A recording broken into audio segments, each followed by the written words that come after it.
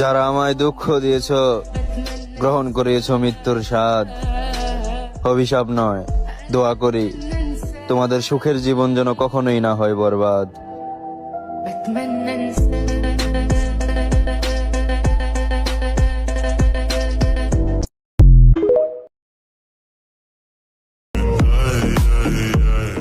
নষ্ট জগতের শ্রেষ্ঠ আমি, আমাকে ভদ্রতা শেখাতে আসিস না।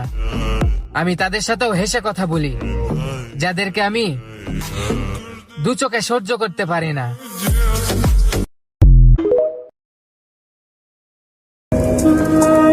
আমার মা আমার চুলটাকে কখনো এলোমেলো হতে দিত না, আজ আমার জীবনটা এলোমেলো, অথচ আমার মা জানে না।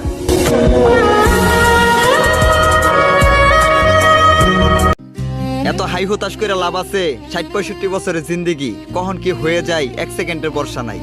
তার মাঝে আবার 20-22 বছর কেটে গেছে বড় ধরনের কোনো অসুখ বিসুখ ছাড়াই। আল্লাহ তাআলার কাছে শুকরিয়া জানাই এত পরিশ্রম আর দুঃখ কষ্টের মাঝেও আমার মতো এক পাপী বান্দারে সুস্থ রাখার জন্য।